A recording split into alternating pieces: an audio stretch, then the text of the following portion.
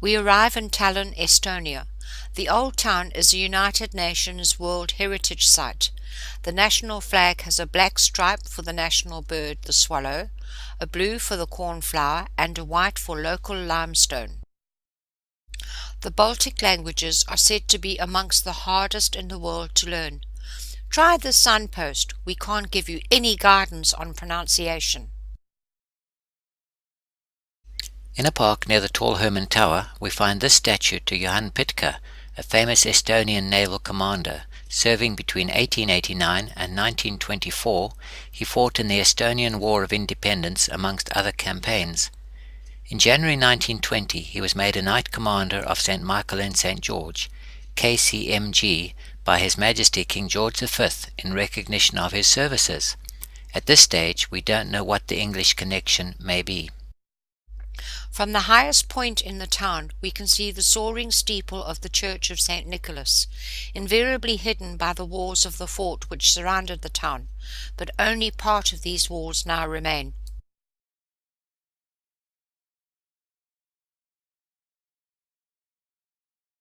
Almost at the highest point in the town is the Russian Orthodox Church, the Alexander Nevsky, currently under renovation, showing the classical onion tower style of the Russian architecture. Dominating the high ground is the tower Tall Herman. The name of the tower comes from the German phrase Long Herman, meaning tall soldier, and comes from the tales of the adored medieval German hero Herman. Surprisingly, Estonia was under German control for much of its early history.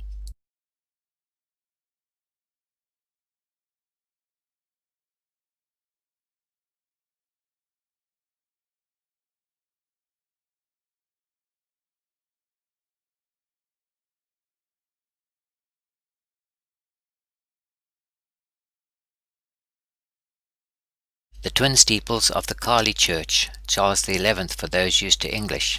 Built from 1862 to 1882, it replaced the wooden church founded on the orders of Sweden's King Charles XI. Like many of the old wooden structures, the first Kali Church burnt down. I could not resist capturing these colourful street flower baskets as we swept past in our coach. Like Randall, my eye is attracted to reflections, and more so those that include the old and the new. Through the suburb, past wooden houses ranging from the moderately old, the obviously brand new, and the very, very old, leading us to a preserved fishing village and an upturned large boat clad now in copper and converted to a coffee house.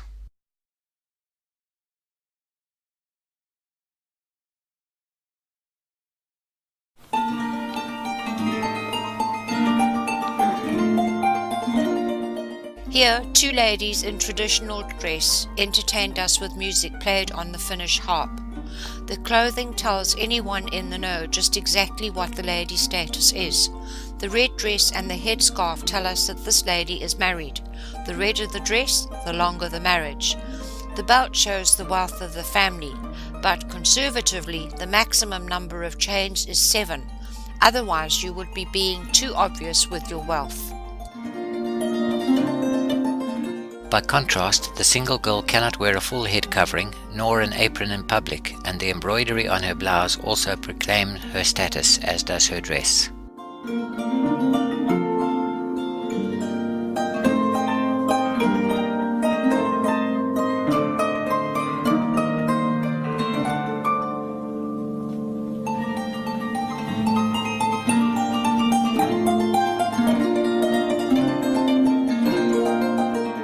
We leave what was a large sailing boat, now tastily converted into a coffee house.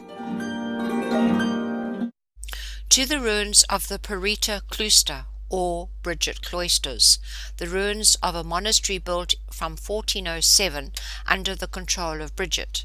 It was looted by Ivan the Terrible in 1575 during the Livonian War, and burnt down on his orders in 1577. In 2001, the monastic order was restored to the church, and a new Bridget, or the Estonian Perita monastery, was built nearby. Only the walls of the old building stand.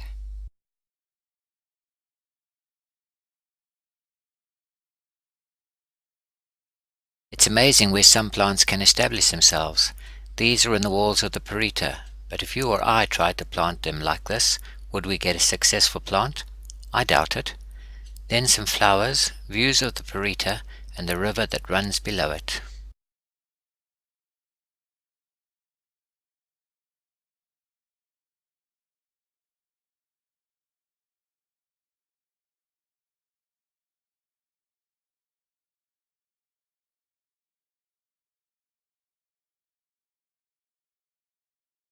A pedestrian path that seems to exclude men from using it. Can this be so? Tallin also has its mermaid, like Copenhagen, but this is a memorial to the crew of the ship Mermaid, stranded on the rocks outside the harbour. With rain pretty much a certainty for the cruise, we've been very lucky with our weather. We've had very little rain. Today in Tallin it is so hot that this bird is sitting on the lawn gasping for breath, and many of the buses are running around with their engine compartment open to any cooling breeze there may be. A quick look at New Tallinn, much of it constructed for the Moscow Olympics, when Tallinn, then Russia not Estonia, was chosen to host the sailing events, there being no other suitable venue. The regatta was a disaster. Utter calm pervaded at the time of the Olympics, despite years of seasonal strong winds. Walking into Old Tallinn, where many of the protective towers of the walls surrounding the city are still standing. Very old and old stand side by side. Where the ancient walls have collapsed, more recently constructed buildings have filled the void, as this section showing the central fortification which has withstood the ravages of time shows. Flowers, flowers, flowers, they are everywhere. Looking around the town square, all ancient buildings.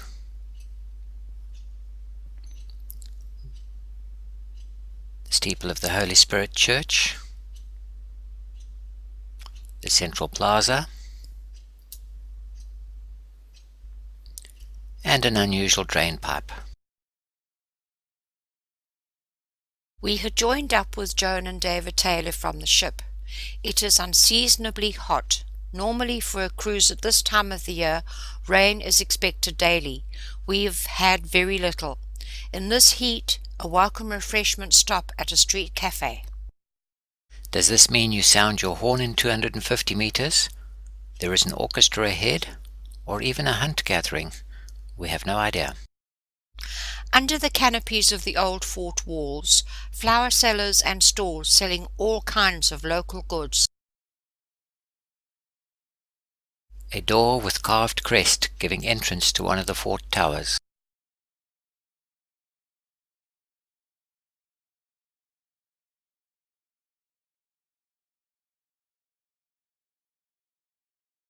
The spire of the Holy Spirit Church in the old town. Tallinn City crest, quite a few buildings show it in one form or another. Tallinn is a town built on a steep hill, and this shot gives an idea of the steepness of the climb up one street. The wall and two towers along the crest of the hill. The slope to the left is extremely steep, making it part of the defences. To the right, it's still quite a steep hill leading down to the harbour, which is the area you most want to defend.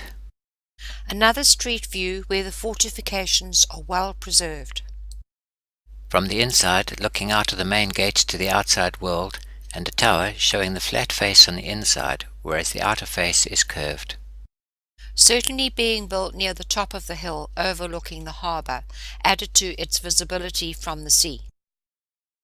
We were not able to visit the famous park and amphitheatre, as there was a national song contest on at the time of our visit.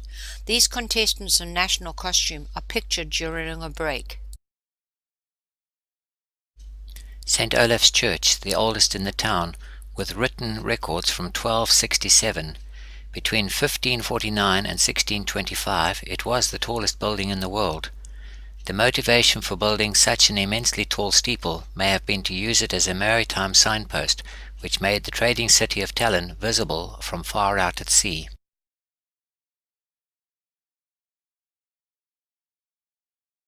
Coming downhill to see the fort Fat Margaret, we encountered this model ship above a plaque dedicated to British naval forces who took part in the Estonian War of Independence of 1918-1920.